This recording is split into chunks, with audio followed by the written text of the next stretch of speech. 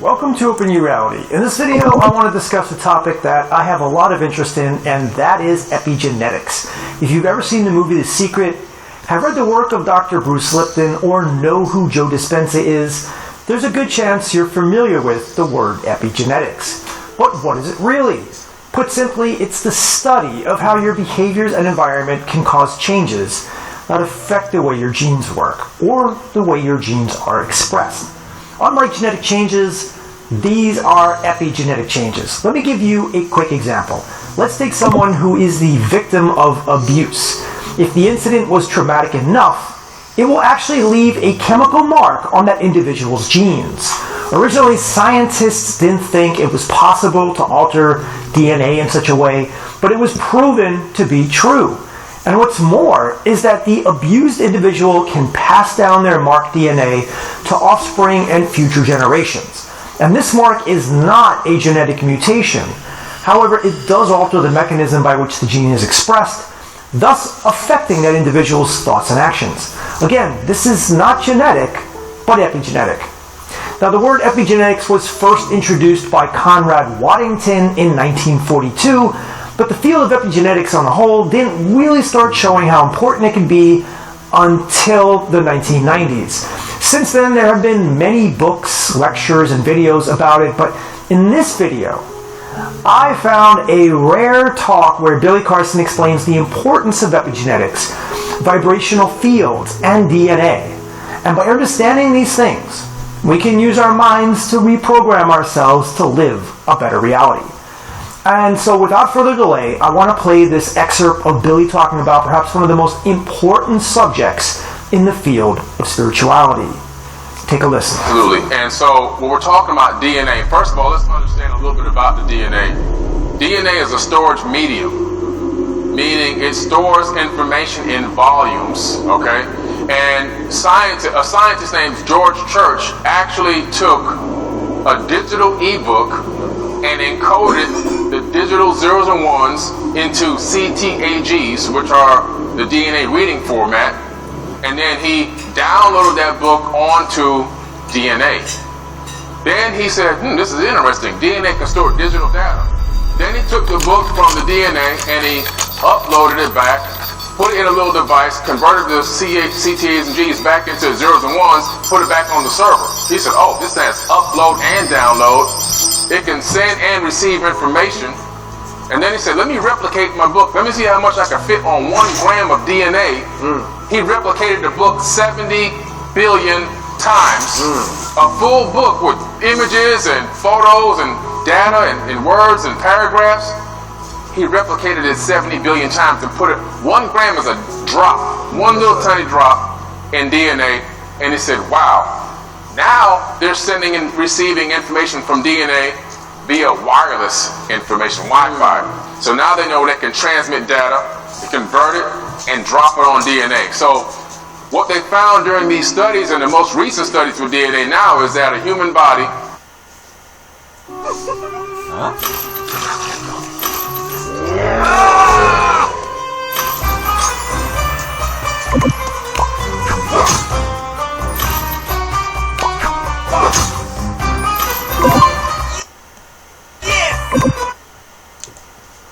stores about 13.5 billion years of data. How old is the universe? Well, astrophysicists estimate the universe is about 13.5 billion years old. So we're talking about in each one of our bodies, our atoms are storing information since the beginning of time. And if you could put it all together like a puzzle, you can read everywhere every atom in your body has ever been, and you can create a story from the beginning of time until this very current day. Now let's take it to the next step. They found out that in your RNA, which is part of your genetic makeup in the DNA, it actually transmits, now they found 15 to 20 generations of past ancestry lives. Memories, actual memories are in your body.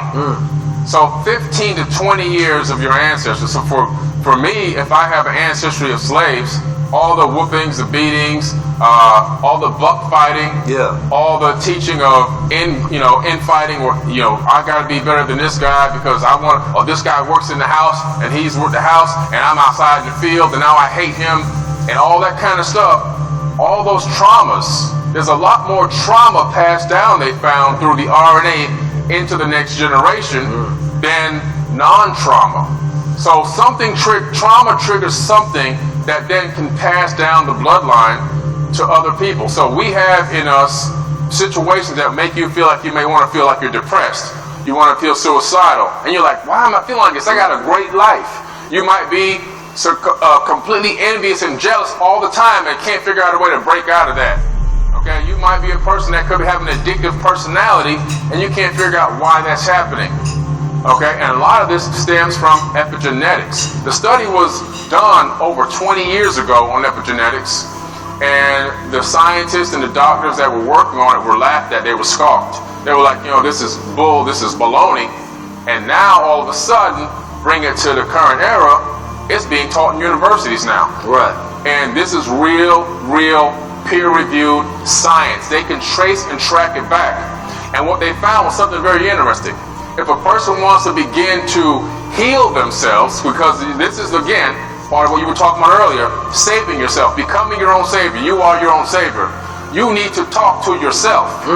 So you're talking to yourself. So, for example, they found out that by saying positive affirmations pertaining to what you're trying to reverse in your life 3 times a day for 21 days begins the process of rewriting the DNA. That's the beginning process. This scientific experiment has been replicated now dozens of times all around the world, and they know that now we have the power within our own selves through cymatic frequencies, which are the sounds that come out of your vocal cords. When you speak, you're not really, you think that you're speaking a language. You say, I said this and I said that. What's really happening is you're undulating vibrational waves, and on those vibrational waves there are frequencies. Those frequencies travel across atmosphere or gases and then are picked up by the cochlea in your ear or somebody else's ear, and then the brain deciphers the information. But those frequencies that we utter out of our vocal cord have power over the ether of space-time itself.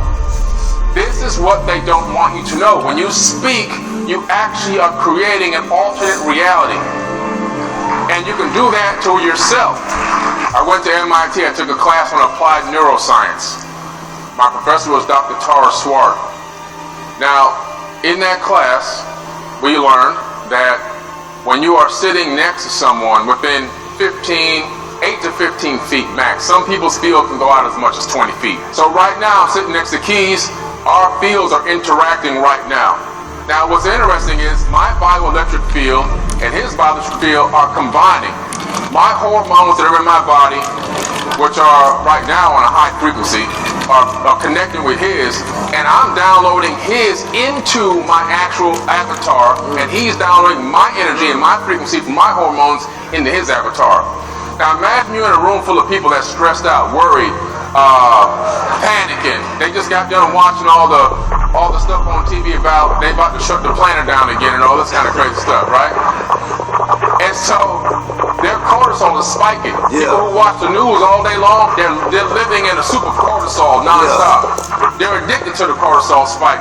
Now when you get next to them, if you're not powerful enough, if you're not speaking to yourself, speaking power on your life, they're going to enter into your body, and that cortisol is going to drain you. It's going to make you now raise your cortisol, and now you feel worse than they do. Your body is resonating. Everything is resonating at a specific frequency. Wiemy, że trzymasz kursor nad przyciskiem, ale potrzebujemy twojej pomocy. Mamy lepszy przycisk. Obiecujemy. The reason why I can sit in this chair is not because my body is solid and the chair is solid and I'm stopping myself from falling through the chair. The reason why I can sit in this chair is because this chair, the atoms in this chair are resonating at a specific subatomic frequency, and the atoms in my body and even in my clothes are also resonating at a different subatomic frequency. And so what we're looking at is repulsion. You never actually touch anything, you repel it. That was some powerful information by Billy. What I like about the new science is that it shows we have the ability to manipulate our genes and create the life that we want. It's like Billy said, We are creating our reality in each and every moment.